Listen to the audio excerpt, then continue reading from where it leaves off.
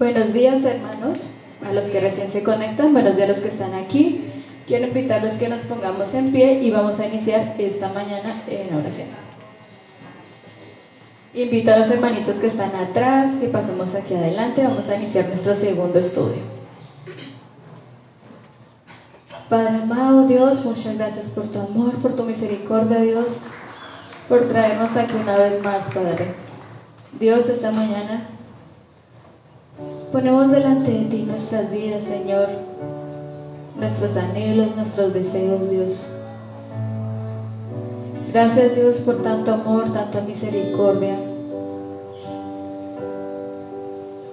Dios, gracias porque eres tú en nuestra vida, Señor. Gracias porque este domingo despertamos, Señor, y estamos aquí en la iglesia una vez más, porque aún tenemos un lugar donde reunirnos, un lugar donde podemos llegar y cantarte, Señor. Dios, guíanos, guárdanos, Padre. Enséñanos y muéstranos el camino, Señor, que eres tú. Padre, esta mañana entregarte todo, Dios. Si hay una carga, si hay algo que nos impide estar contigo, Señor, tener esa comunión íntima, Dios, entregártela, Padre. Si hay una carga laboral, si hay una carga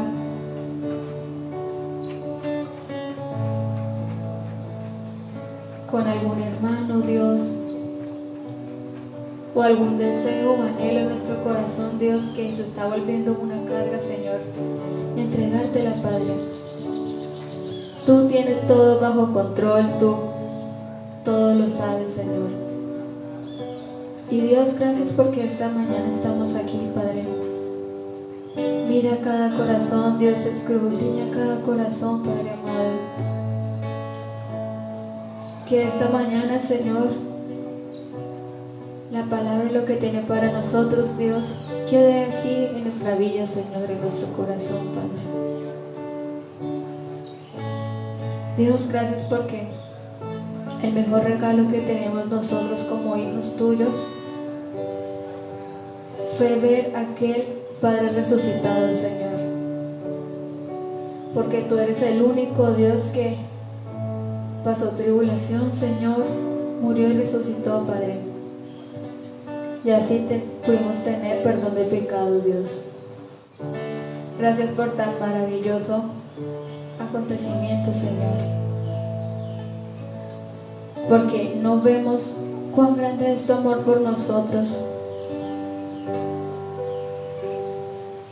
Y Dios, en toda bendición, en cada momento, en lo más mínimo tú estás con nosotros, Padre. Vemos tu mano, Señor, en nuestra vida, Padre. Gracias porque nos llamaste hijos tuyos, Señor, la niña de tus ojos, Padre. Y esta mañana, Señor, que te podamos cantar y adorar, Señor, en espíritu y en verdad, sin vergüenza, sin pena. Que tengamos, Señor,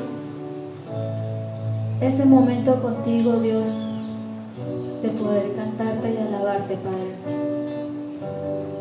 Dios, cada corazón te lo entregamos, Padre. Gracias por todo lo que haces, Papito Dios. Amén.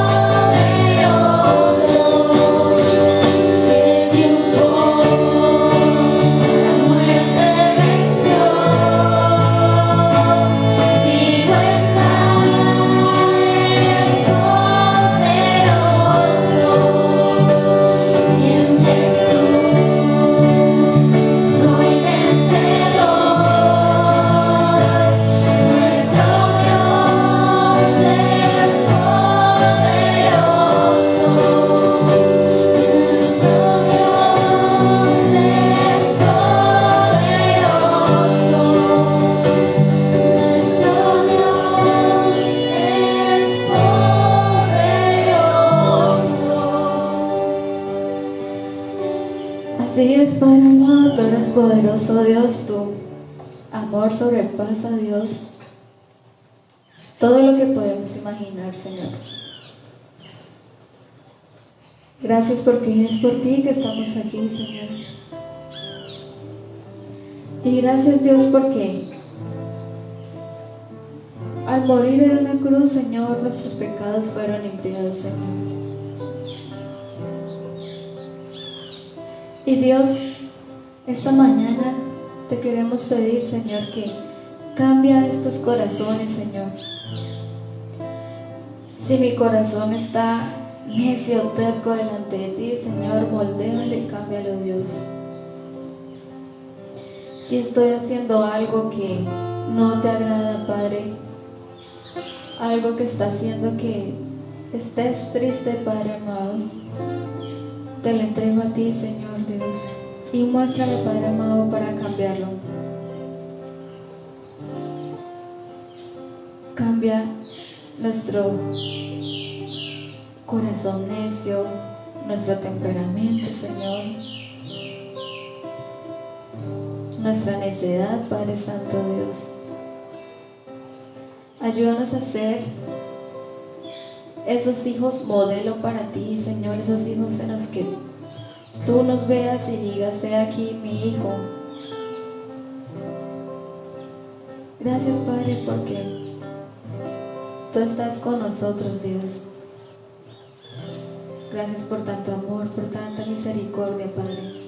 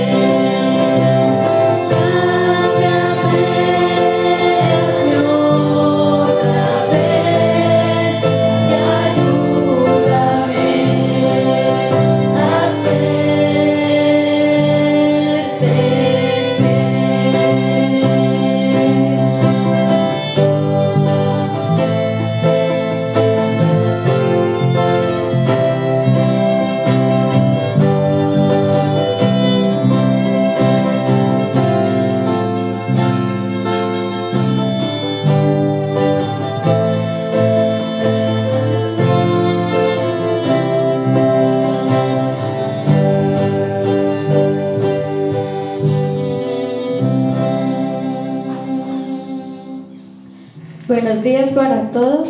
Los invito a que salude a la persona que tiene atrás, al frente, diagonal. Buenos días a los que están conectados desde su casa. Y en la siguiente alabanza los invito a que nos acompañen con unas palmas.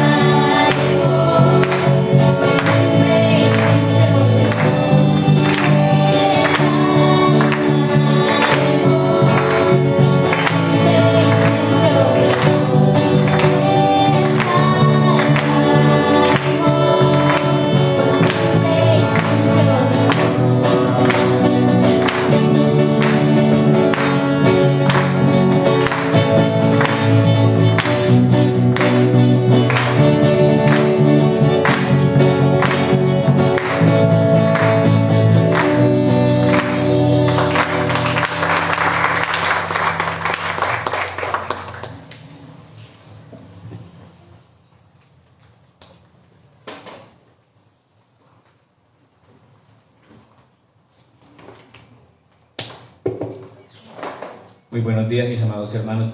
Sean todos bienvenidos a nuestro estudio. Hoy vamos a saltarnos del Antiguo Testamento, vamos a pasar al Nuevo Testamento, vamos a iniciar en el Evangelio según San Juan.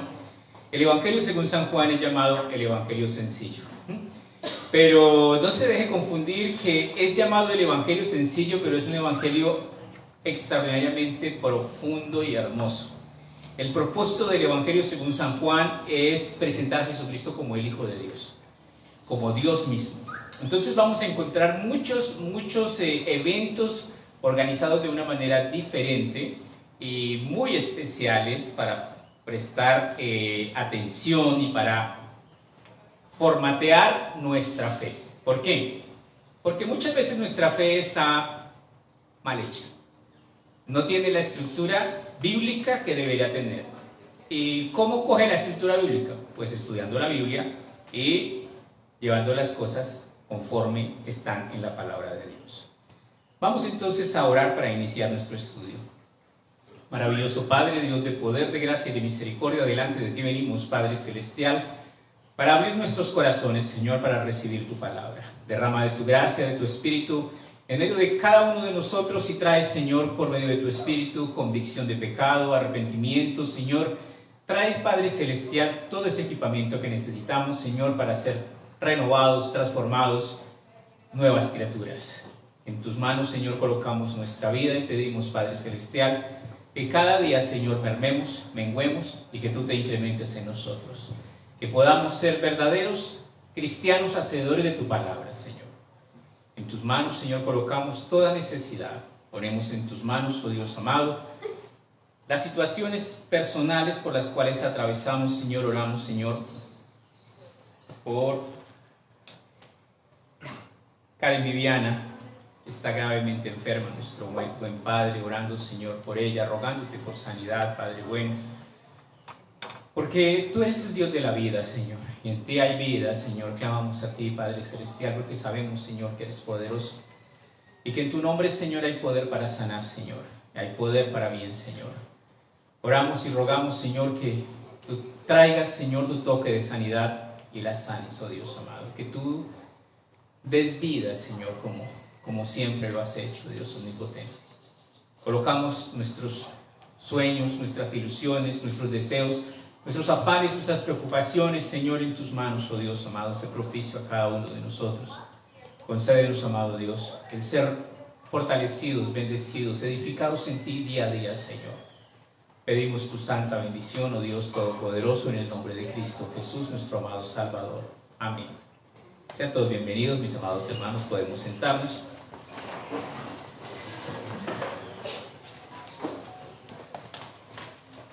El Evangelio según San Juan es llamado el Evangelio sencillo por su lenguaje tan sencillo y hermoso con el cual se presenta. Pero antes de iniciar nuestro estudio vamos a ver una pequeña introducción acerca del Evangelio según San Juan. San Juan, el apóstol, San Juan, el amado, San Juan, el discípulo amado. ¿Y es que Jesucristo amaba de diferente manera a diferentes discípulos? Sí. O sea que Dios tiene hijos preferidos e hijos menos preferidos. La respuesta es sí. Pero la respuesta correcta debe llevarnos por el camino de la pregunta correcta. ¿Por qué? Porque Dios ha dicho, yo amo a los que me aman. ¿Quieres que Dios te ame más que a los demás? Entonces ama a Dios más que a los demás. Y el Señor te amará de acuerdo a cómo tú lo estés amando. El nombre de Juan quiere decir hombre fiel a Dios. Y es maravilloso, porque realmente Juan fue un hombre fiel a Dios. Hay muchas cosas para estudiar en este evangelio. Juan era hijo de Zebedeo y Salomé, una familia acomodada. Su padre, Zebedeo, tenía una empresa de pescadores. Entonces, con una empresa de pescadores, pues había empleados, barcas, y Juan era conocido del sumo sacerdote. Quizás su padre, Zebedeo, lo enviaba, y era una persona acomodada. Juan Jacobo y Pedro formaron parte del círculo íntimo de Jesucristo, o sea, los más cercanos a Jesucristo. Estuvieron en experiencias únicas con Jesucristo. Y nosotros otra vez podríamos hacer la pregunta, claro, la rosca, ¿sí pillan? ¿Por qué Jesucristo hizo ese círculo íntimo? Porque ellos se dieron a entrar en ese círculo íntimo. Cuando yo busco a Dios más que los demás, Dios me deja entrar en ese círculo. Cuando yo lo busco menos que los demás, pues me hago más lejos. Un ejemplo muy curioso, un día una persona estaba observando un cultivo de naranjas y observaba este fenómeno, y era que el cultivo estaba rodeado por una carretera y todos los árboles que estaban junto a la cerca estaban con pocas naranjas y muy golpeados. Porque todo el loco que pasaba le robaba una naranja y lo agarraba a palo y le quitaba las pocas naranjas que tenía. Pero los árboles del centro del cultivo estaban intactos y llenos de naranjas. ¿Qué quiere decir eso? ¿En dónde te ubicas? Si tú como cristiano te ubicas en el límite, en la cerca, ¿qué vas a recibir? Garrote venteado. Si te ubicas más cerca del Señor, más protegido vas a estar. Entonces tenemos acá este círculo íntimo de Jesús. Juan era llamado el discípulo amado porque amó mucho al Señor y el Señor asimismo le amó a él. En medio de ese amor, Juan recibió trato especial del Señor. Un día nuestro Señor Jesucristo le dijo a sus discípulos: no os elegí yo a vosotros, y uno de ustedes me va a traicionar. Entonces Pedro le codió a Juan y le dijo: ¿que le diga quién? Entonces el Señor, Juan miró al Señor y Juan le preguntó al Señor: Señor, ¿quién te va a traicionar? A nadie Jesús reveló eso, solo a Juan. ¿Por qué? Porque era su discípulo amado. Y entonces Jesús amorosamente le responde a Juan: a quien yo dé el pan mojado, ese es el que me va a traicionar. Inmediatamente Jesús cogió el pan, lo mojó y se lo dio ¿a quién? A Judas. Y eso nos enseña algo maravilloso. Hay revelaciones especiales que Dios las da ¿a quiénes? A hijos especiales. Y además de eso nos enseña otras cosas. Bueno, paremos ahí un momentito. Hay revelaciones especiales que Dios le da a hijos especiales. El apóstol Juan escribió el Evangelio según San Juan, primera, segunda y tercera de Juan. ¿Y qué otro libro? Apocalipsis. ¿Qué es el libro de qué? De las revelaciones. Exacto. Juan escribió Apocalipsis, que es el libro de las revelaciones. Y eso quiere decir algo muy especial. Hay revelaciones que Dios le da a ciertas personas especiales. Pero de los discípulos de Jesús, el más especial era Juan. Pero hoy día la gente saca unas revelaciones. Por ejemplo, hay pastores que están saliendo por internet diciendo: bueno, nadie sabe, pero yo sí sé la fecha del rapto de la iglesia porque el Señor me la reveló a mí. Yo solo quiero llevarlos a una conclusión muy lógica. Si a alguien el Señor Jesucristo le hubiese querido revelar la fecha del rapto de la iglesia, ¿a quién creen ustedes que sería? En mi concepto, a Juan. ¿Por qué? Porque era su discípulo amado. Si no se la reveló a Juan, ¿a quién más? Dudo lo demás. Entonces, hay muchos avivatos que están llevándose a la gente para confundirlos ¿con qué? Con filosofías, huecas sutilezas, razonamientos humanos, con pensamientos de hombres. ¿Por qué? Porque tristemente nuestra naturaleza es dada ¿hacia qué? A cojear, hacia el mal camino, hacia aquellas personas que nos enseñan una palabra adulterada. La verdad duele, la verdad ofende, la verdad es directa, la verdad hiere, pero cura y cicatriza. Entonces, pocas personas apetecen ¿qué? La verdad. A veces la mentira es más suave, jugosa y deleitosa. Seguimos hablando un poquito más acerca de este Juan. Según la tradición, en el reinado del emperador Domiciano, fue condenado a ser hervido en aceite, una caldera de aceite hirviendo, y lo echaron a fritar. ¿A quién? A Juan. Jesucristo dijo algo de Juan que causó una mala interpretación. Ustedes saben quién fue Pedro, qué hizo Pedro cuando Jesús estaba siendo torturado, cuando fue llevado ante Pilato. Pedro le seguía de lejos y Juan también. Y entonces una criada dijo: este es de los discípulos de Jesús. ¿Qué dijo Pedro? ¿Le negó cuántas veces? 3 veces. Pues después de que Jesús murió y resucitó, se le apareció ¿a quién? A Pedro. Entonces, venga Pedro por acá, y Pedro vino y le dijo el Señor a Jesús. Le dijo el Señor Jesús a Pedro: Pedro, ¿me amas? Sí, Señor, yo te amo. Apacienta mis ovejas. Y lo llamo otra vez y le dice: Pedro, ¿me amas? Y Pedro dice: sí, Señor, tú lo sabes todo. Yo te amo. Apacienta mis corderos. Y lo llamó la tercera vez y le dijo: Pedro, ¿me amas? Y Pedro ya reventó a llorar y dijo: Señor, tú lo sabes todo. Yo sí ¿Por qué le preguntó 3 veces? Porque 3 veces lo negó y 3 veces lo confesó. Ahora, aquí tenemos entonces a Pedro, que negó al Señor, y comparamos ahora con otro discípulo. ¿A quién le dijo Jesús? Hijo, en la cruz. Jesús estaba en la cruz y vio a alguien que estaba ahí y le dijo: hijo, he ahí tu madre, madre, he ahí tu hijo. A Juan. O sea que Jesús le encargó el cuidado de su mamá. ¿A quién? A Juan. Juan fue fiel. Juan siempre estuvo ahí. Juan cuidó de la mamá de Jesús, sí, hasta la muerte. Ahora, ¿qué ocurrió en sí? Cuando Pedro estaba siendo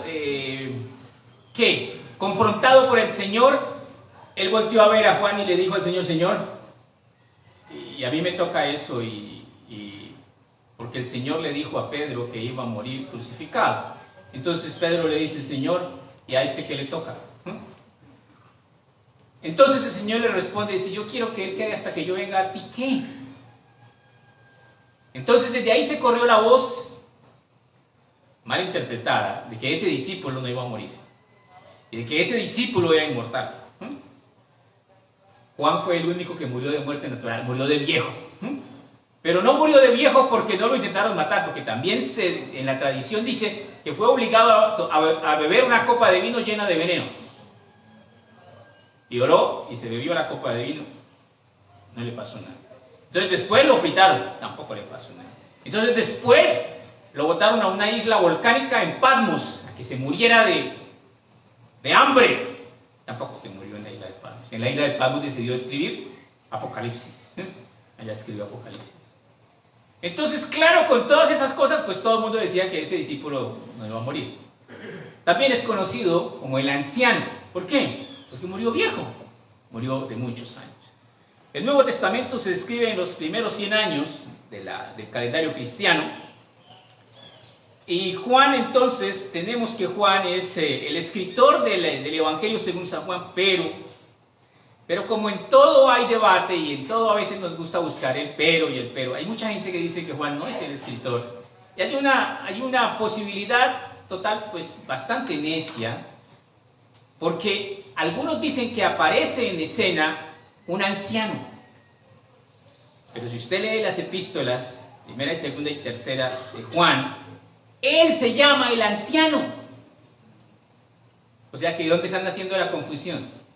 Que ellos creen, algunos críticos creen que el anciano es otro Juan. Cuando Juan el apóstol y el anciano que aparece en las epístolas de primera y segunda y tercera de Juan es el mismo. Entonces, bueno. También hay otros argumentos. Los padres de la iglesia primitiva, la tradición, dicen que efectivamente Juan es el escritor del Evangelio según San Juan. Teófilo, quien era obispo de Antioquía, afirma que Juan fue su escritor. Policarpo, que fue discípulo de Juan, afirma que Juan fue el escritor. Ireneo, que fue discípulo de Policarpo. O sea, había personas todavía vivas que habían tenido relaciones y decían: no, sí, se lo escribió Juan. Todavía con eso, y la gente sigue diciendo, no, yo no creo que lo escribió Juan. Igual, eso no cambia en sí mucho. Si tú crees que lo escribió Juan, bien. Si crees que lo escribió el Espíritu Santo, también bien, no hay problema. Vamos a entrar en el capítulo 1 de Juan y vamos a estudiar este hermosísimo evangelio que se llama el evangelio práctico, el evangelio sencillo. Pero vamos a empezar, versículo 1. En el principio era el verbo era con Dios y el verbo era Dios. Aquí tenemos el versículo 1 que lo podemos comparar con Génesis 1, Génesis 1:1. Y Génesis 1:1 dice, en el principio creó Dios los cielos y la tierra. Y aquí dice, en el principio era el verbo. ¿Qué es el verbo? El logos, el poder de la palabra, hablar. ¿Cómo creó Dios las cosas? Y dijo Dios, produzca la tierra seres vivientes, aves, cuadrúpedos, reptiles, produzcan las aguas, sea la luz. ¿Cómo creó Dios todo lo que hay hoy día? Por el poder de la palabra. Perdón. O sea que Dios creó todo por medio de la palabra. O sea, hablándolo en términos bíblicos, Dios creó todo por el logos. O sea que, ¿qué es el logos? El verbo. O sea que, sigamos leyendo. Pongamos atención nuevamente acá. En el principio era el verbo, que es la palabra. Y el verbo era con Dios. Y el verbo era Dios. Aquí tenemos en esta segunda parte, y el verbo era con Dios. No se confundan, pero presten atención. Hay dos dioses. Dios y el verbo. Y la respuesta es sí. No solo son dos. ¿Son qué? Son tres. Pero aquí nos está hablando de ¿cuántos? De dos. Porque nuestro Dios es uno, pero es tres. Y aquí nos está hablando precisamente eso. O sea, esto es tan profundo que lo que nos está diciendo en este versículo 1 es de la eternidad de Dios y de la eternidad de Jesucristo. A veces nosotros pensamos que Jesús nació de una virgen llamada María. El Hijo tiene la vida. Y el que no tiene al Hijo no tiene la vida, sino que la ira de Dios está sobre él. Esto es algo fascinante y profundo. Y es una verdad que muchas veces no entendemos. Tu vida y tu salvación, tu vida y tu condenación dependen si tú tienes a Cristo en tu corazón como Señor y Salvador de tu vida.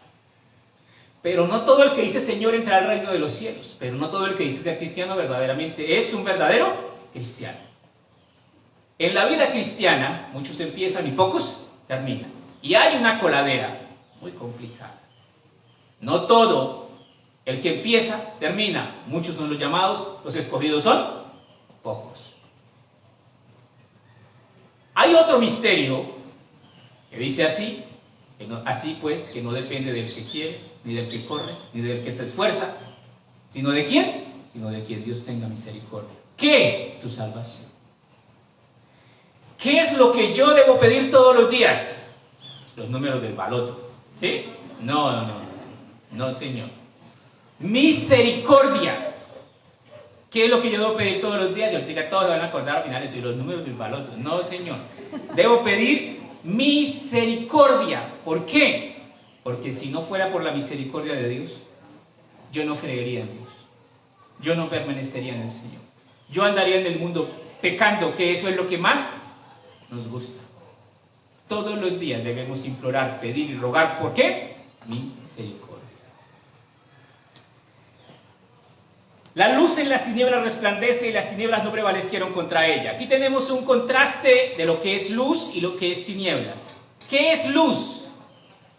Luz es lo que disipa, espanta, ¿qué? Las tinieblas. Son dos cosas opuestas. No pueden coexistir juntas. O hay luz o hay tinieblas. ¿Qué quiere decir? Que si estás en Cristo eres luz y si estás sin Cristo, ¿qué eres? Eso es. Así de sencillo. Si tú eres un verdadero creyente, vives en luz. Pero si no eres un verdadero creyente, vives en tinieblas. Seguimos. La luz en las tinieblas resplandece y las tinieblas no prevalecieron contra ella. Ahora nos viene a hablar de otro tema más que trata este capítulo 1. Dice, hubo un hombre enviado de Dios, el cual se llamaba Juan. Este vino por testimonio para que ese testimonio diera luz, a fin de que todos creyesen por él. Aquí tenemos el ejemplo de Juan el Bautista. ¿Quién fue Juan el Bautista? Algunos dijeron, el primer hippie. No, no fue el primer hippie. Sí, pero él vestía con cuero de camello, sandalias de cuero, cabello largo, y era todo loco. Pues Juan el Bautista sí tenía su cabello largo porque era nazareo, vestía con piel de camello y sandalias de cuero, todo eso es cierto, y comía langostas y miel silvestre y vivía en el desierto. Ah, no, pero si comía langostas comía súper bien. No, no son las langostas de MasterChef. No, no son ese tipo de... Son grillos. ¿Qué comía? Grillos con miel. ¿Y por qué comía así? Porque no quería, ¿qué? Contaminarse. ¿Con qué? Con el mundo. ¿Y por qué vestía así? Porque tampoco quería esclavizarse al amor. Porque quería servir a Dios de todo corazón. ¿Y lo hizo? Y lo hizo. Y es increíble lo que vamos a leer acerca de esta persona, porque este hombre llamado Juan el Bautista es el hombre más exitoso del Antiguo Testamento. ¿Puede creerlo? Pues no lo digo yo. ¿Quién lo dice? Lo dice Jesús. Jesús dijo que Juan el Bautista fue el hombre más exitoso del Antiguo Testamento. Sí. Vamos a leerlo. Vamos a Mateo 11, versículo 9. San Mateo capítulo 11, versículo 9. Y allí en Mateo 11 está Jesús hablando de Juan el Bautista y nos dice lo siguiente. San Mateo capítulo 11, versículo 9. ¿Pero qué saliste a saber? ¿A un profeta? Sí. Os digo que más que profeta. Porque este es de quien está escrito: he aquí envío mi mensajero delante de tu faz, el cual preparará tu camino delante de ti. De cierto os digo, entre los que nacen de mujer no se ha levantado otro mayor que ¿quién? Yo creo que aquí Jesús se equivocó, porque ¿dónde está Moisés, Elías, Abraham? Todos. Ya les voy a explicar por qué. Pero el más pequeño en el reino de los cielos, mayor es que él. ¿Qué quiere decir esto? El mayor de los profetas del Antiguo Testamento. ¿Cómo se llama? Juan el Bautista. ¿Cómo? ¿Por qué les voy a decir? Porque vamos a comparar a Juan el Bautista con Elías. Elías. Vamos a personificar a Elías. Y llega un ejército. ¿A quién buscan? Al profeta Elías. Y sale Elías y dice: pues si yo soy siervo de Dios, que descienda fuego del cielo y los consuma. Y inmediatamente descendía fuego del cielo y todos quedaban muertos. Y mandaron otro ejército para capturar a Elías, y volvieron a llegar a Elías y le dijo Elías: ¿a quién buscan? A Elías el profeta. Y Elías le respondió: pues si yo soy siervo de Dios, que descienda fuego del cielo y los consuma. Y volvieron a quedar chicharrones. Ese era Elías. Elías citó a los profetas de Baal y les dijo a los profetas de Baal: bueno, hagamos una apuesta. Si Baal es Dios, pues que lo demuestre. Y si Jehová es Dios, pues que lo demuestre. Presentemos un sacrificio. Y el Dios que responda con fuego es el Dios. Y los 450 profetas de Baal ofrecieron su sacrificio toda la mañana y nadie respondió. Y después Elías preparó el sacrificio y lo ofreció al Señor y mandó echar agua sobre las leñas, sobre todo el holocausto. Y el Señor hizo descender fuego del cielo y se comió. Y de sobremesa cambió el agua. Y él hizo matar allí a los 400 profetas de Baal. Ese era Elías. ¿Qué es lo que hace que un hombre sea grande o menos en la presencia de Dios? El núcleo. ¿Cuál es el núcleo? Jesús. No es su predicación, no es su mensaje, no es lo que hace, es lo que dice de quién. De Jesús. ¿Qué fue lo que hizo Juan el Bautista? Juan el Bautista dijo: he ahí el Cordero de Dios que quita el pecado del mundo. Juan el Bautista estuvo delante de Jesús preparando, allanando el camino, y por eso es el mayor de los profetas del Antiguo Testamento. ¿Por qué? No por lo que hizo en señales y prodigios y profecías, sino porque dijo: helo aquí, Él es. ¿Quién? Él es el Cristo. Entonces, por eso, el núcleo de la Biblia es Jesús. ¿Y quién fue el pregonero? Juan el Bautista. No es el fuego que hizo Elías, no es todo lo que... No, es lo que concierne al centro, al núcleo de la profecía, al núcleo de la Biblia, que es Jesucristo. Entonces, por eso es que Juan el Bautista es el mayor de los profetas del Antiguo Testamento. Entonces, versículo 12, desde los días... hay una parte acá muy importante. Pero el más pequeño en el reino de los cielos, mayor es que él.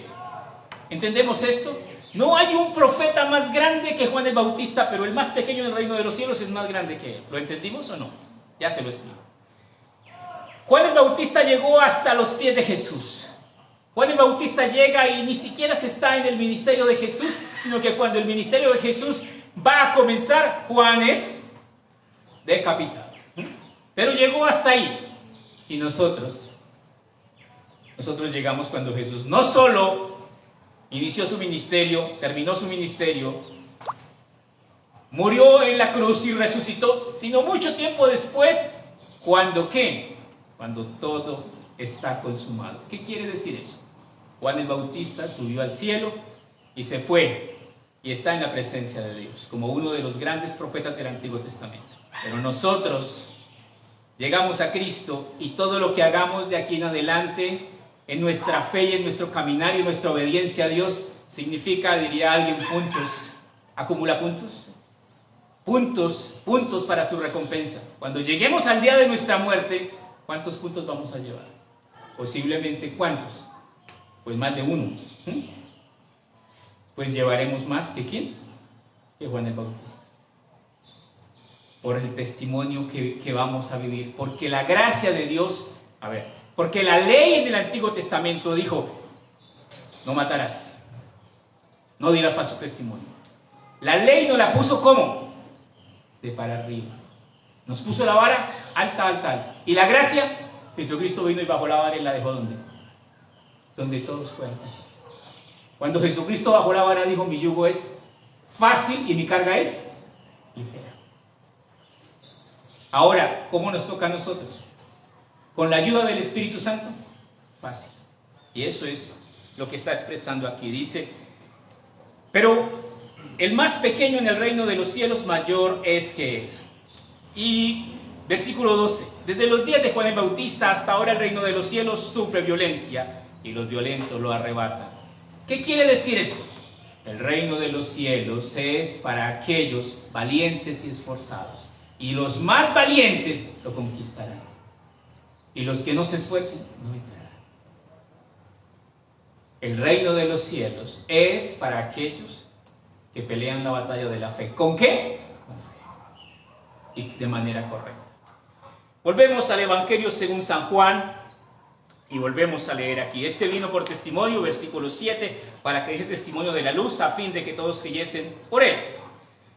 Juan no era la luz, sino para que diese testimonio de la luz, aquella luz verdadera, que es Jesús, que alumbra a todo hombre, venía a este mundo. En el mundo estaba, se encarnó, y el mundo por él fue hecho, pero el mundo no le conoció. ¿Qué es lo que más hay en el mundo? ¿Quieren saber qué es? Ignorancia. ¿Ignorancia de quién? De Dios. El mundo es muy ignorante. ¿De quién? De Dios. La Biblia es el libro más vendido, traducido a todos los idiomas. El primer libro impreso, pero es el menos leído, más malinterpretado, desafortunadamente. El versículo 11 dice: a lo suyo vino, y los suyos no le recibieron. Vino a morir en la cruz para salvar a su pueblo, pero su pueblo no le recibió. Leamos este versículo con cuidado. Mas a todos los que le recibieron, a los que creen en su nombre, les dio potestad de ser hechos hijos de Dios. Este versículo es otra bomba con un detonante. ¿Qué dice? Vuelvo a leer. Mas a todos los que lo recibieron, número 1, tú ya recibiste a Cristo Jesús como tu Señor y tu Salvador. Mas a todos, número 1, los que le recibieron. Número 2, los que creen en su nombre. ¿Ya son hijos de Dios? No, Señor, todavía no. Es un proyecto, pero todavía no es hijo de Dios. ¿Les dio qué? Les dio potestad. O sea que usted tiene la potestad de ser hijo de Dios o de no ser hijo de Dios. Si usted quiere ser hijo de Dios, confiese sus pecados, pida perdón y empiece a caminar como Dios manda. Pero si no quiere ser hijo de Dios, quédese así. Seguimos. Mas a todos los que recibieron, a los que creen en su nombre, les dio potestad de ser hechos hijos de Dios, los cuales no son engendrados de sangre, ni de voluntad de carne, ni de voluntad de varón, sino de Dios. Entonces, ¿qué quiere decir esto? Que los hijos de Dios nacen por fe. Y se hacen por fe. ¿Qué es lo más importante que yo debo hacer como hijo de Dios? ¿Quieres escuchar la respuesta? Lo más importante que debo hacer como hijo de Dios es permanecer. Evangelio según San Juan, capítulo 15. Yo soy la vid y mi Padre es el labrador. El que permanece en mí y yo en él, este lleva mucho fruto. Porque separados de mí, nada podéis hacer. El que en mí no permanece, será echado fuera. Y lo recogen y lo echan al fuego y arde. ¿Qué significa eso? Significa que yo debo tomar una decisión por mi fe. ¿De qué? De permanecer en Cristo. ¿Hasta dónde? Hasta que cruce el umbral de mi muerte. Y cuando cruce el umbral de la muerte, no se preocupe que de para adelante la salvación es firme. De ahí en adelante, si usted cruzó dando testimonio con su fe, usted ya no se pierde nunca más. Pero si se perdió de ahí, acuérdese, por ahí dicen que en la puerta del horno se quema el pan. El versículo 14 dice: y aquel verbo fue hecho carne y habitó entre nosotros, Jesús, y vimos su gloria, gloria como del unigénito del Padre, lleno de gracia y de verdad. La gracia y la verdad. Ya lo vamos a ver un poquito más adelante. Juan dio testimonio de él diciendo, y clamó diciendo: este es de quien yo decía. Aquí viene un pequeño trabalenguas. El que viene después de mí el que viene después de mí es antes de mí, porque era primero que yo. ¿Entendido? Fácil, ¿cierto? ¿Sí? Fácil. Ya se lo explico. El que viene después de mí, porque Juan era primo hermano de Jesús y era 6 meses mayor que Jesús. Entonces, como él era 6 meses mayor que Jesús, ¿qué dice? Él viene después de mí. Pero él sabía que el Cristo existía desde la eternidad. Dice: el que viene después de mí es antes de mí. ¿Por qué? Porque él no fue creado con María. Él existía ¿desde dónde? Desde la eternidad. Que es otro error que muy fácilmente caemos y cometemos. Cristo fue encarnado, pero no fue que inició su existencia. Su existencia es desde siempre. Por eso empieza aquí en el capítulo 1, versículo 1. En el principio era el verbo era con Dios, el verbo era Dios. Entonces nos dice: el que viene después de mí es antes de mí, porque era primero que yo. La preexistencia del Cristo Dios en la eternidad. Porque de su plenitud tomamos todos, y gracia sobre gracia. ¿De dónde sale todo lo que un cristiano necesita para ser salvo? De Jesucristo. Él es la fuente de toda nuestra salvación. Pues la ley por medio de Moisés fue dada, cierto, pero la gracia y la verdad vinieron por medio de Jesucristo. ¿Qué vino por medio de Jesucristo? La gracia y la verdad. ¿Cuál es la gracia de Dios? Es el regalo de Dios para salvación. Cree en el Señor Jesucristo y serás salvo. ¿Y cuál es la verdad? La verdad es que yo, William Martínez, nunca peco. ¿Será cierto? Yo soy puro y santo. Y todos ustedes también. ¿Será cierto? Eso es falso. La verdad es que todos nosotros somos ¿qué? Pecadores y malos. Y si no nos arrepentimos, moriremos en nuestros pecados. La verdad es que tenemos que venir al Señor con un corazón contrito y humillado para ser perdonados. Esa es la verdad. Entonces, seguimos leyendo. Dice, versículo 18. En el versículo 18. A Dios nadie le ha visto, jamás. El unigénito Hijo del Padre, que está en el seno del Padre, Él le ha dado a conocer. Este versículo es muy importante que lo tengamos muy en cuenta porque somos tan fáciles de engañar. ¿Cómo así? No, es que imagínense que es que yo, había una noche que yo me comí unos frijoles y una frijolada de noche, entonces yo creo que el chicharrón me cayó como pesado y no podía dormir, y entonces vino Dios, yo vi a Dios y el Señor me dijo y me comisionó, y el Señor me dijo que vaya y le pida a todos mis amigos a cada uno la casa, el carro y la chequera también, entonces caigan acá. ¿Vas a creer que un cuento tan flojo la gente se lo come? ¿Qué dice acá? A Dios nadie le ha visto. ¿Quién ha visto a Dios? Nadie. ¿Ustedes se acuerdan que hubo un hombre, un siervo, bueno, Moisés? Y Moisés caminó con Dios y andaba con Dios, y Dios le ofreció a Moisés lo que nosotros quisiéramos. ¿Qué le dijo Dios a Moisés? Dios le dijo a Moisés, Moisésito. Y Moisés dijo, sí, Señor. Moisés, usted ha sido tan buen muchacho conmigo, tan buen siervo. Mire, Moisés, pídame lo que quiera, que lo que quiera yo le doy. ¿Qué pediríamos nosotros? Los números del baloto, ¿cierto? No. ¿Sabe qué dijo Moisés? ¿Qué dijo Moisés? Déjame ver tu rostro.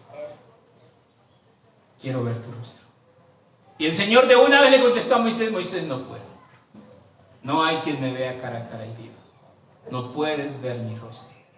La situación real de nosotros es que la pecaminosidad nuestra versus la santidad de Dios son totalmente incompatibles, y la santidad de Dios es tan poderosa que automáticamente yo quedo muerto. Nadie ha visto jamás. ¿A quién? A Dios. Entonces todos esos cuentos, es que yo estaba, de pronto vi una luz, y esa luz que la imagen del Dios invisible es Jesús. Le llaman cristofanías. Jesucristo es la revelación ¿de quién? De Dios a la humanidad. A Dios nadie le ha visto. El unigénito Hijo que está en el seno del Padre, Él le ha dado a conocer. Testimonio de Juan el Bautista. Este es el testimonio de Juan cuando los judíos enviaron de Jerusalén sacerdotes y levitas para que le preguntasen, ¿tú quién eres? Confesó y no negó, sino confesó, yo no soy el Cristo. Le preguntaron, ¿qué pues? ¿Eres tú Elías? Y dijo, no soy. ¿Eres tú el profeta? Y respondió, no. ¿Qué quiere decir esto si Jesús dijo que Juan sí era el profeta? Es más, allá en Mateo 11 dice que él era Elías. ¿Sabe qué quiere decir? A Juan el Bautista no le interesaba quién era él. A él le interesaba quién es Jesús. Y eso es maravilloso. Porque muchas veces nosotros vamos por la vida buscando éxito, fama, fortuna, amor. Si tú glorificas a Dios en este mundo, Dios te glorificará al otro lado. Si tú deshonras a Dios en este mundo, Dios te deshonrará allá también al otro lado. Porque lo que cada uno siembra, cosecha. Le dijeron, pues ¿qué eres? Para que demos respuesta a los que nos enviaron. ¿Qué dices de ti mismo? Dijo, yo soy la voz de uno que clama en el desierto, enderezad el camino del Señor, como dijo el profeta Isaías. ¿Qué quiere Dios? Que enderecemos el camino. Pregúntese esto, ¿qué quiere un padre ver en sus hijos? Obedientes, honestos, fieles, amorosos. Unos hijos que lleven a sus hijos y a su hogar con una honra y con un respeto, que sean ¿qué? Buenos. Eso es lo que Dios quiere. ¿Qué quiere Dios? Eso. Y los que habían sido enviados eran de los fariseos, y le preguntaron y le dijeron, ¿por qué pues bautizas si no eres el Cristo, ni Elías, ni el profeta? Aquí hay una pregunta terrible, tremenda y extraordinaria. ¿Por qué bautizas si no eres ni Elías, ni Cristo, ni el profeta? Y la respuesta, y en esta pregunta hay otra pregunta. ¿Cuál? ¿Ya te bautizaste? ¿Es importante el bautismo? La respuesta es esta. Si Jesús lo hizo, ¿es importante? Claro. Juan les respondió diciendo: yo bautizo con agua, mas en medio de vosotros está uno a quien vosotros no conocéis. Este es el que viene después de mí, el cual es antes de mí, del cual yo no soy digno de desatar la correa del calzado. Estas cosas sucedieron en Betábara, al otro lado del Jordán, donde Juan estaba bautizando. Ahora, Juan bautizaba, por eso se llamó Juan el Bautista. Jesús también fue bautizado. Miremos acá, porque aquí viene el bautismo de Jesús. El siguiente día vio Juan a Jesús que venía a él y dijo: he aquí el Cordero de Dios que quita el pecado del mundo. Aquí vienen varias preguntas. Juan bautizaba y vino Jesús. ¿A qué vino Jesús? A tomar tinto. ¿Seguro? ¿A qué vino Jesús a Juan el Bautista? A ser bautizado. Jesús fue bautizado, y la palabra bautismo quiere decir sumergido. Y cuando emergió de las aguas, el Espíritu vino sobre él en forma de paloma, el cielo se abrió y una voz del cielo se oyó que dijo: he ahí mi Hijo amado, en quien tengo complacencia. Pero luego, ¿no era el Hijo de Dios antes de ser bautizado? Sí, pero ¿en qué se complace Dios? En la obediencia. Seguimos. Dice en el 30, vamos. Este es aquel de quien yo dije: después de mí viene un varón, del cual es antes de mí, porque era primero que yo, y yo no le conocía, mas para que fuese manifiesto a Israel, por esto vine yo bautizando con agua. También dio Juan testimonio diciendo: vi al Espíritu que descendía del cielo como paloma y permaneció sobre él. Y yo no le conocía, pero el que me envió a bautizar con agua, aquel me dijo: sobre quien vea descender el Espíritu que permanece sobre él, ese es el que bautiza con el Espíritu Santo. Y yo le vi y he dado testimonio de que este es el Hijo de Dios. Qué maravilloso que nosotros podamos ver en la palabra de Dios que aquellas cosas que nosotros debemos hacer como pasos de fe están, ¿en dónde? En la Biblia. El bautismo es importante, es importante. Es necesario, es necesario. Pero es libre. ¿Cuándo me bautizo? Cuando quiera, si quiere. Y si no quiere, pues no se bautice. Pero no vaya a decir allá que el pastor Uriel le dijo que no era necesario. Porque sí es necesario. Los primeros discípulos llegamos a una parte muy hermosa.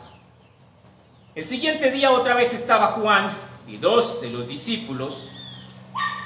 Mirando a Jesús que pasaba por allí, dijo: he aquí el Cordero de Dios. Le oyeron hablar los dos discípulos y siguieron a Jesús.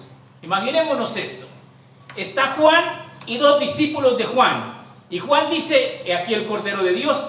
Y los dos discípulos se le van detrás de Jesús. ¿Cómo te sientes si pierdes seguidores? Juan no sentía lo que nosotros llegamos a sentir. Juan, feliz. ¿Por qué? Porque se iban detrás de ¿quién? De Jesús. Y hay más cosas. Dice, volviéndose Jesús y viendo que le seguían, les dijo: ¿qué buscáis? Si uno ve que dos personas lo siguen, ¿uno qué dice? El celular y qué más. Entonces dice: ¿qué buscáis? Ellos le dijeron: Rabí. Y no solo es el término rabí, quiere decir maestro. Rabí es un título de maestro, pero ellos quieren que él sea su maestro. Que traducido es maestro, ¿dónde moras? Y esta pregunta de ¿dónde moras? Es: vamos a seguirte. Y esa pregunta de ¿dónde moras? Implica vamos a seguirte, y esto no implica ¿cuánto me vas a pagar? Y tengo todos los derechos, todas las prestaciones sociales y la seguridad social. ¿Cuánto le pagaba Jesús a los discípulos? Nada. Pero nada, ni siquiera es lo básico. Nada. Eso es admirable del pueblo judío. Ellos son preparados ¿para qué? Para eso. ¿Para dejarlo qué? Todo. Venid en pos de mí y os haré pescadores de hombres. ¿Qué loco se va? Pues allá abundan. Pues allá sí hay de estos y es extraordinario. Entonces vemos, les dijo, venid y ved. Fueron y vieron donde moraba y se quedaron con él aquel día, porque era como la hora 10. Andrés, hermano de Simón Pedro, era uno de los que habían oído a Juan y había seguido a Jesús. Este halló primero a su hermano Simón y le dijo, hemos hallado al Mesías, que traducido es el Cristo. Y le trajeron a Jesús, y mirándole Jesús dijo, tú eres Simón, hijo de Jonás, tú serás llamado Cefas, que quiere decir Pedro. Ahora está Simón y el Señor le cambia el nombre. Y era una tradición judía de que el rabino podía hacer esas cosas legalmente. Ahora, aquí hay algo muy hermoso y hay una confusión también que se presta con esto. La palabra Petrus quiere decir piedra. Entonces, cuando a usted le dice, tenemos una marcha con la Universidad Nacional, ¿usted qué dice? Hay que llevar Petrus. Piedras. Y hay una palabra similar, que es Petra. Y Petra tiene una connotación completamente diferente. Petra es piedra, pero no cualquier piedra. Es una roca inmensa, inmovible de toneladas. Usted jamás diría, voy a echar en la maleta unas Petras. No, jamás. Pero en la tradición se ha confundido el significado de estas dos palabras. Por eso dicen que la iglesia está fundada ¿sobre quién? Sobre Pedro, lo cual es completamente falso. La iglesia está fundada sobre Cristo, que es la Petra, la roca inmensa, inmovible. ¿Por qué? Porque Cristo es Dios. ¿Pedro es Dios? Nunca. Entonces, la comparación es esta. Petrus es un cascajo, es una piedra para tirar en una protesta. Pero Petra es una roca inmovible, gigantesca. La roca es Cristo. Entonces, seguimos acá. El versículo 43 dice, el siguiente día quiso Jesús ir a Galilea y halló a Felipe y le dijo, sígueme. Usted se imagina a una persona que usted jamás ha visto en su vida y lo ve, sígame. ¿A dónde? ¿A qué? ¿Y sígame qué? Sígame y se va. Por eso los judíos son únicos y especiales. El pueblo judío realmente tiene corazón para servir al Señor de una manera impresionante.